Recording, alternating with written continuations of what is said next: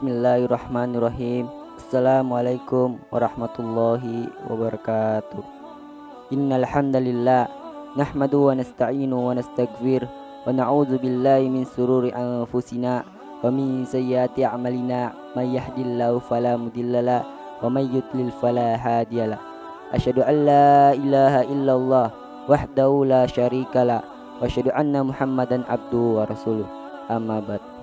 Pertama-tama dan yang paling utama, marilah kita panjatkan puji syukur kehadirat Allah Subhanahu wa taala yang telah memberikan kita nikmat kesehatan, nikmat keimanan dan nikmat kesempatan hingga kita bisa berjumpa di bulan suci Ramadan ini.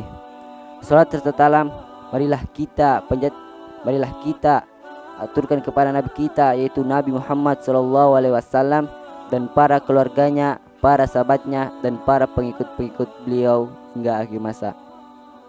Hadirin yang dirahmati Allah Subhanahu wa taala, dikisahkan bahwasanya pada suatu hari Rasulullah SAW berkunjung ke rumah seorang wanita yang bernama Ummu Marah. Begitu Rasulullah datang, Ummu Marah mempersilakan beliau untuk masuk. Tak lama kemudian ia segera menghidangkan makanan untuk beliau. Rasulullah SAW dikenal menghormati pemilik rumah. Ketika diberi hidangan, beliau menyantapnya. Namun ketika beliau melihat pemilik rumah tidak ikut makan, beliau mengatakan, "Makanlah wahai Ummu Marah." Kemudian Ummu menjawab, "Saya sedang berpuasa ya Rasulullah." Rasulullah sangat senang mendengar salah satu kaumnya berpuasa. Kemudian beliau bersabda, "Sesungguhnya orang yang berpuasa itu selalu didoakan oleh malaikat, terutama jika ada orang makan di tempatnya, maka orang berpuasa itu akan didoakan hingga orang itu selesai menyantap makanannya." Hadirin yang dirahmati Allah Subhanahu wa taala, dari apa yang telah dikatakan oleh Rasulullah SAW, Ummu Marah sangat bersyukur ia secara langsung mendapatkan pelajaran tentang berpuasa dari beliau. Dalam kesempatan lain, Rasulullah bersabda, "Barang siapa yang memberi makanan untuk orang yang berbuka puasa, ia akan mendapatkan pahala seperti pahala orang itu, tanpa mengurangi sedikit pun pahala orang berpuasa itu." Tak hanya itu, perintah berpuasa juga difirmankan dalam Al-Quran oleh Allah Subhanahu wa taala dalam surat Al-Baqarah, "Ya ayyuhallazina amanu," wahai orang-orang beriman, "kutiba alaikumusiyam," diwajibkan atas kamu berpuasa, "kama kutiba alal ladzina min qablikum," sebagaimana diwajibkan atas orang-orang sebelummu, "la'allakum tattaqun," agar kamu bertakwa. Quran surat Al-Baqarah juz 2 ayat 183.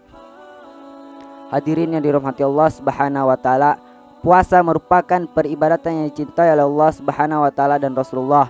Dalam satu hadis qudsi yang diriwayatkan oleh Abu Hurairah radhiyallahu an, menyatakan sabda Rasulullah, "Setiap anak Adam akan dilipat gandakan pahalanya, satu kebaikan akan berlipat menjadi 10 kebaikan sampai 700 kali lipat."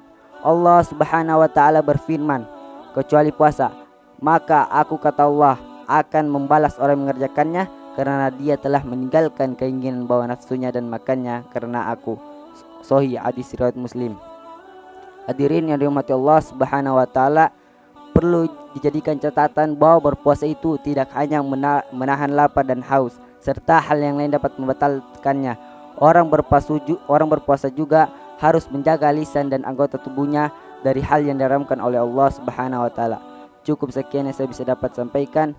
Lebih kurangnya mohon dimaafkan. Ketika ada kata-kata yang salah, itu datangnya pribadi saya sendiri. Ketika ada kata-kata yang benar, itu datangnya dari Allah Subhanahu wa taala. Wabillahi taufiq wal hidayah. Wassalamualaikum warahmatullahi wabarakatuh.